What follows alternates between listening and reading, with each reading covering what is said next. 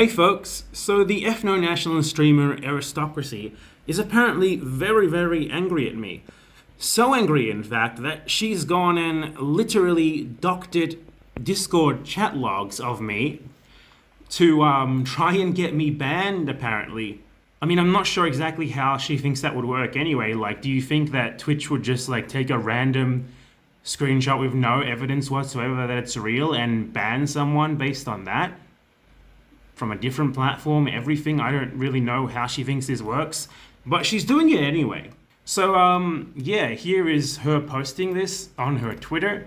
It also got posted on the fucking Vorsha and Destiny subreddits, and apparently everyone just, like, thinks it's real immediately. They don't seem to understand how easy it is to make fake screenshots of pretty much anything.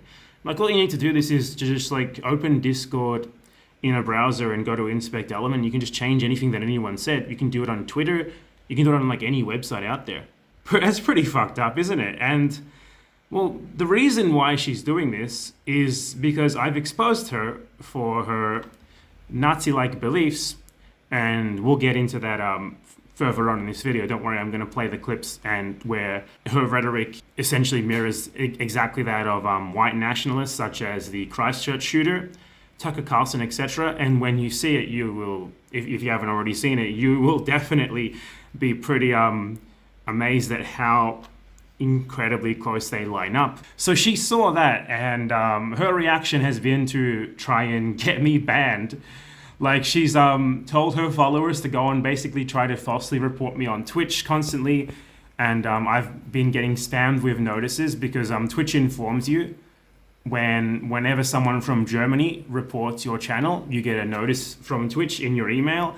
I've gotten literally like 5 of them. Here's a few in just one day. So that's indicative of her sending her followers to try and falsely flag my channel. They're basically just doing everything possible to try and shut down me having literally just quoted what she said and compared it to essentially perfectly analogous quotes from people like Adolf fucking Hitler and Tucker Carlson, for example. And yeah, her way of trying to shut that down, of trying to keep it on the down low, is to post literally just fake Discord logs. I mean, I can fake shit that she said as well. Look here. See this tweet? Does this look real to you? I made it up right now in 2 seconds. Oh, I forgot to mention also, the group that this tweet mentions, Fursan Al-Aqsa Palestinian group. It's literally a video game. You Google it, and every single result is a video game. It's the name of a video game. So she definitely knows this. Of course she Googled this. I mean, like, what the fuck? It's honestly absurd. These people are like a pack of particularly malicious 12-year-olds. Now, this isn't going to result in anything, obviously. You're not going to get banned from Twitch because some moron posts a completely unverifiable screenshot of something that you supposedly said on a completely different platform. They have literally no control over nothing. You know, they can't confirm it. So what does she think is going to happen here? Obviously, nothing's going to happen. Just like nothing happened when she falsely reported my Twitch channel, nothing is going to happen regardless of how desperate she is to silence literally just me quoting her. Quotes that are uncut, like 20, 30-second clips of her straight up stating her abhorrent ethno-nationalist, fascist, Nazi-like beliefs. And that's what she wants to shut down.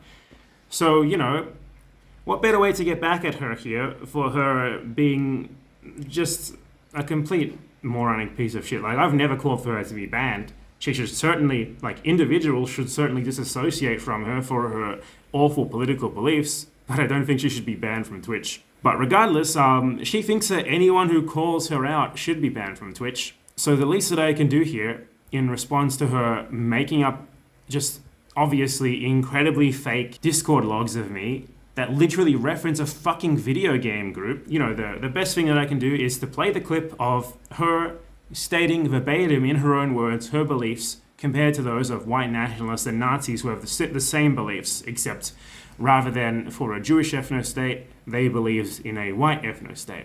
And yeah, I hope that people could maybe be a little bit more critical, but you can't really expect that from the audiences of political streamers, and especially not from the political streamers themselves. Yeah, basically, I mean, if I made fake chat logs of Aristocracy, for example, and posted them as if they were real, as she's doing, the same people who are like uncritically accepting what she's saying here would go absolutely fucking berserk.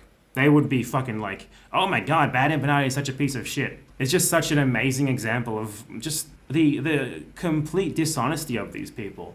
What they're really in it for. It's all about worshipping the personalities. It's all about siding with whoever the random internet personality they happen to decide that they like is. And in this case, they decided long ago that they love aristocracy. So they're happy to ignore her fascistic beliefs that she's openly stated multiple times in a video that is still right there on her channel that you can go and look at any time. It'll be linked down below in the description and the comments. And they'll take whatever she says about me as true, and whatever I say about her, even if I literally cite her saying it verbatim, as false. So it doesn't matter that she's literally doctoring false images of me, saying shit that I never said. All that matters is that it's her.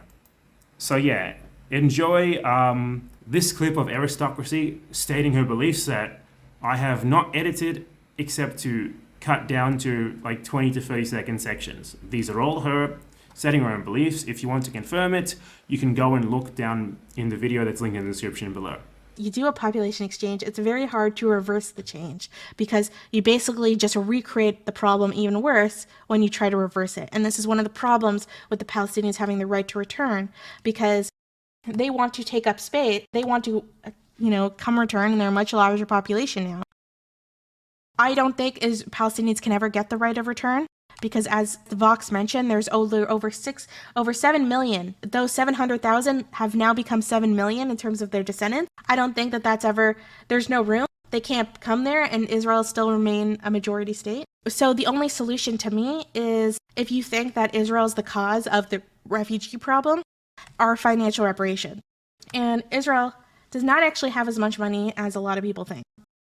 We'd all love to get to an area where, ethnicity, religion, and all of that stuff matters very little. But to me, it's kind of crazy to expect people to be like, well, you guys have to accept everyone, and then watch that majority population turn it into an Arab pan state where Jews become second-class citizens.